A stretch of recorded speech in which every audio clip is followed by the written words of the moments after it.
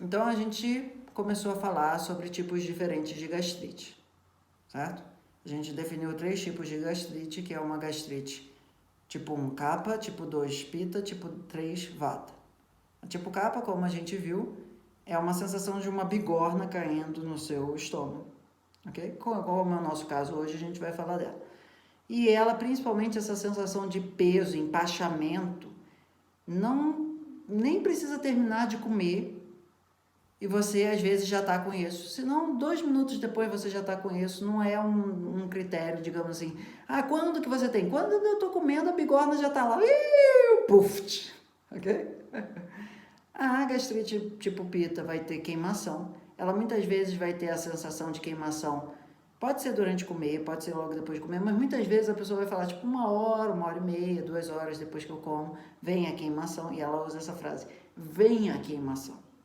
Ok? Porque tipo vai sentindo a queimação vindo. Ok? E a gastrite vata, que a gente falou que é aquela de ficar se contorcendo que nem uma lombriga, etc e tal, com muita dor, como as tripas estivessem torcendo. Essa muitas vezes a pessoa nem vai se associar à comida, ela vai falar, vem no meio da tarde. Mas é algo tipo 2, 3 horas depois que comeu, ok? Só falar pro YouTube assim. Esse tipo de programa que a gente vai estar falando agora tem a ver com o tipo de gastrite tipo kapha, ok? Isso só vai ajudar as pessoas com esse tipo de gastrite. Por mais que a gente esteja usando essa palavra de uma maneira ampla, no Ayurveda a gente sempre considera um distúrbio metabólico e não só uma doença, etc. Tá? Então, isso daqui está dentro de uma sessão terapêutica, se eventualmente você quiser marcar, aí tem as coisas no e-mail e etc. na descrição. Vamos lá. Como que a gente estava conversando agora, eu vou explicar do ponto de vista teórico para a gente entender melhor também. A ideia é mais ou menos o seguinte, a gente tem um interruptor chamado Sol e estrelas. Se você quiser, você pode chamar de Lua também, ok? Quando o interruptor vai para o Sol, o Sol cruzou o horizonte para cima, e a ideia é que a natureza está desidratando e esquentando. Isso está permitindo, entre aspas, fotossíntese, ok? Quando o Sol cruza o horizonte de novo, a chave das estrelas ou da Lua, digamos, toma a rédea, ok? E do ponto de vista do Ayurveda, isso vai significar umedecer o sistema. Porque, digamos assim, para você conseguir sobreviver ao efeito quente, você também precisa ter água para sobreviver a isso, ok? Então, assim que o Sol se põe, é como se a gente levasse o nosso galão de 20 litros e começasse ele a encher de noite. Sabe esses galões que tipo que a gente tem mais de ideia assim de um negócio pesado de água, ok? Ou a gente pegasse a nossa caixa d'água de, sei lá, 300 litros, não importa, e começasse às 6 da noite, assim que o sol se pôs, a encher esse recipiente. Que ele fica a noite inteira enchendo, mas ele enche primordialmente no terço inicial, que, entre aspas, é de 6 às 10 da noite. Quanto mais a gente está dormindo nesse horário, mais o nosso sono é reparador, a gente quer chegar à madrugada, ok? Vamos pular um pouco essa parte. Vamos chegar à seguinte ideia. Durante a noite, o corpo trabalha bastante para se reconstruir. E nesse processo de se reconstruir, ele consome 3 coisas. Movimento, fogo, calor e umidade. Durante o processo de reconstituição dele, ele produz 3 coisas. Movimento, na forma de gás carbônico. Calor, na forma de temperatura no nosso sangue, na nossa medula e outras coisas. E água metabólica. E a gente vai focar nessa parte da água metabólica, ok? Lá por volta de 4 da manhã, se a gente for dormir umas 6, 7 ou 8 da noite, que digamos assim foi dormir com as galinhas, lá por volta de 3, 4 da manhã, que é digamos o Ayurveda da roça, a gente está acordado e esses 3 resíduos metabólicos, gás carbônico, calor e digamos assim xixi metabólico, estão boiando no nosso sistema. Na medida em que a gente acorda, vai caminhar, vai fazer cocô e etc e tal, a gente consegue jogar essas coisas para fora. E essa parte é bem importante de anotar. Se a gente não fizer isso, tudo vai ladeira abaixo. A maior parte do Ayurveda que a gente vê vai falar o seguinte: porque o Agni ficou perturbado pelo Kapha, mas ninguém sabe, digamos, exatamente como que esse processo acontece por inteiro. A ideia é que depois dos 20, 25, a gente não tem mais a capacidade de fazer essa limpeza dos resíduos metabólicos noturnos, eles começam a intoxicar o nosso corpo metabólico. E se a gente não faz a rotina ayurvédica das 4 às 6 da manhã, eles não são enviados para o tubo metabólico para serem eliminados na forma de cocô, suor e xixi, vata, pitta e kapha. Ok? Vamos seguir. Então, dentro desse contexto, o que acontece quando a gente acorda de manhã cedo? Aquele galão, aquela caixa d'água que estava, digamos assim, em pé, porque o sol passou do horizonte, o sol começa a tombar ele. E a gente começa a inundar o nosso corpo de líquido metabólico disfuncional. Mijo metabólico. Vamos colocar dessa forma. Ok? Para ficar simpático. A gente já não acordou às 4 da manhã. A gente já não converteu mijo do corpo metabólico em mijo na nossa bexiga. Não, digamos assim, fez pressão suficiente para o rim extrair. Isso acontece tanto com gás carbônico quanto com calor. Mas aqui a gente está focando no aspecto do Kapha. Ok? Então, de 4 às 6 da manhã, a gente está deixando de quarentena, travado em casa, enlouquecendo o Kapha e todo mundo dentro do corpo metabólico. Esse é um aspecto. O segundo aspecto é que de 6 às 10 da manhã, teoricamente, esse líquido que já deveria ter sido excretado, ele devia ter, digamos assim, passado por uma hemodiálise no rim. E o líquido metabólico que fosse circular no corpo fosse purificado. Esse líquido metabólico, atenção, de 6 às 10 da manhã, numa situação de contorno de agravamento de Kapha, ia inviabilizar a gente ter fome. Porque é como se você tivesse acordado e tivesse chovido durante a noite e aquela poça ainda tivesse cagando toda a tua bota, mesmo que você saísse com aquelas botas de açougueiro. Ok? Então, de 6 às 10 da manhã, o dia vai ressecando o nosso torpor de lodo metabólico. Poético, não? Ok? E se a gente põe uma gota de comida densa, de comida mastigável, a gente desliga esse processo. E desligando esse processo, o nosso Agni, ele vai ficar afogado o resto do dia nesse lodo. Sabe quando você chega no lixeiro, um atrasado, ele passa e depois, tipo, suponha que ele só passa a cada 3 dias. Aquilo vai ficar 3 dias ali, tipo, enquanto ele não passar de novo, o cachorro vai sujar a rua toda, urubu, vai acontecer um monte de merda. Mas assim, o lixeiro levar aquilo embora, a não ser que um milagre aconteça, você perdeu a hora da coisa, ok?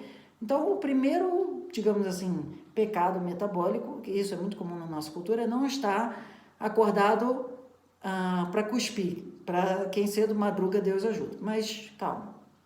A gente quer entender o processo como um todo. Entender a importância do porquê que a gente vai comer 10 da manhã e 4 da tarde. Ok? Então, a gente quer dar essas 6 às 10 da manhã para o corpo tirar o atraso metabólico dele. E mesmo que, digamos assim, tivesse um lodo, chegou o lixeiro e, tipo, varreu aquilo, sabe? Tipo, deu tempo daquele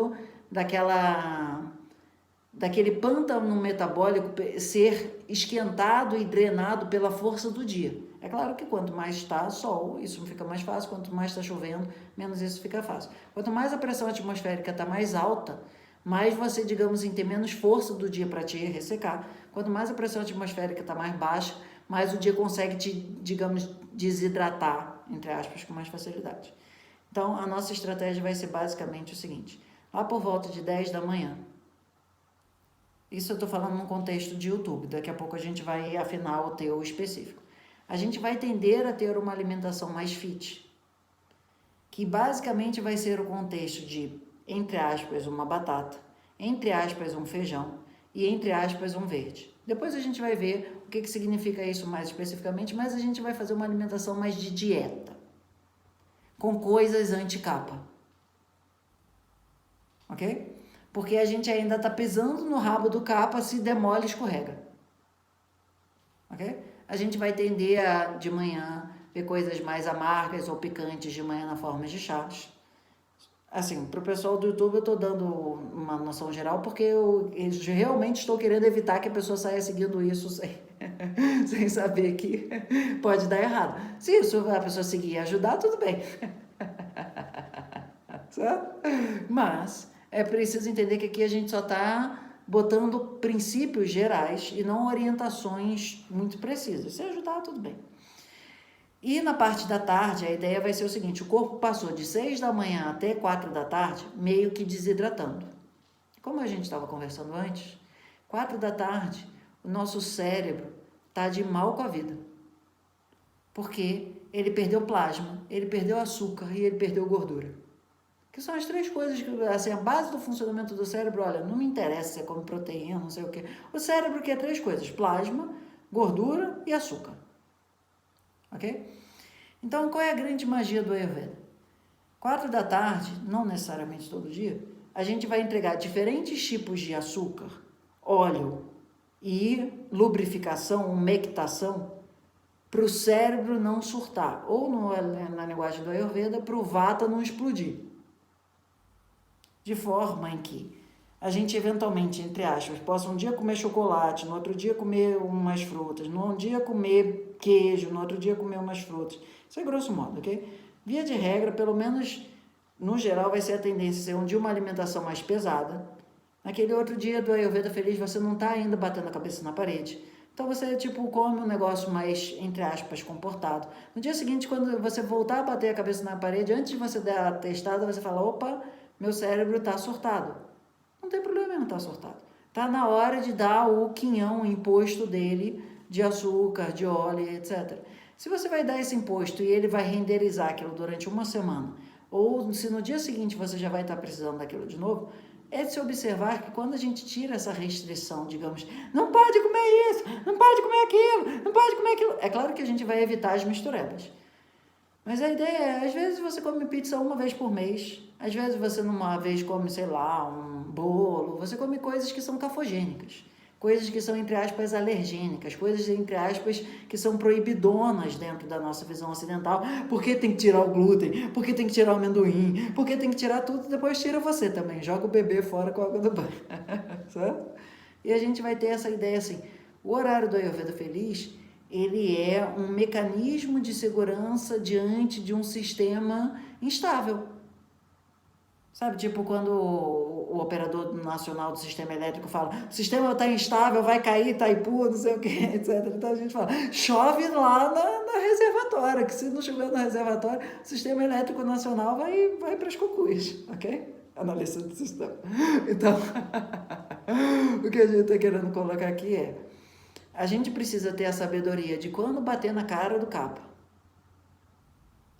e acertar no capa, não acertar no vata. No sentido de evitar que aquela sensação de bigorna caia na tua barriga. Mas também lembrando de que se você estiver só esturricando a cara do capa, o vata alguma hora vai puxar você pelo pé e vai te jogar numa ladeira abaixo. Aí você vai, puta, tava fazendo tudo certinho, até um ponto que você esticou, o negócio estourou, foi no teu olho. De tanto que assim você, digamos, tensionou o mecanismo do cérebro, ok? Mas aí tem a parte chata do Ayurveda. Suponha que o sol vai se pôr às 6 da tarde. Um horário, você pode até checar. Você entra num site de meteorologia, etc. e tal, e observa o padrão de pressão atmosférica no dia. 8 da manhã, por volta disso, supondo que o sol nasceu às 6, vai ser o horário de pico de pressão atmosférica daquele dia. 4 da tarde vai ser um vale de pressão atmosférica. 8 da noite vai ser um pico de pressão atmosférica. 4 da manhã vai ser um vale de pressão atmosférica. Isso é bem científico. Você pode ver isso para Inuba-Chuva, Tibau do Sul, para o Alasca. Quase sempre essa regra vai valer. Isso significa um ritmo que o Ayurveda vai chamar de horário kapha, matinal, horário vata, vespertino, horário kapha, noturno, horário vata do lado da madrugada, e etc. E faz muita diferença, que nem quando você acorda num dia e está chuvoso, e fica mais difícil de sair da cama do que num dia que não está chuvoso. Faz diferença você jogar comida enquanto a sua barriga de alguma forma está empoçada. Ou quando você está jogando a comida na tua barriga e aquilo dali é a janela de lançamento da gordura para o cérebro. Sabe quando você está lá em Houston e os caras têm um horário específico para mandar ou Cabo Flórida ou qualquer coisa que seja? Tem um horário certo que tem que fazer aquilo. Não pode ser muito antes ou depois daquilo, porque as condições de inclinação, velocidade, não sei o que, etc., então interferem. E nesse contexto que a gente está falando, que é um contexto de lançamento de um foguete metabólico, essas considerações de borda, que a princípio, entre aspas, são meio que, você está sendo muito cri-cri, etc., vai lá, testa, bate a cabeça na parede, vê se fica com galo, ok? Então, só ressaltando de novo para o pessoal do YouTube, isso daqui é um vídeo Namaste Dex, né, dentro dos atendimentos, e se você eventualmente achou essa abordagem interessante, quer ter essa perspectiva customizada, como a gente vai fazer agora, entre em contato aí com o site, e-mail, essas coisas que estão na descrição. Namastê.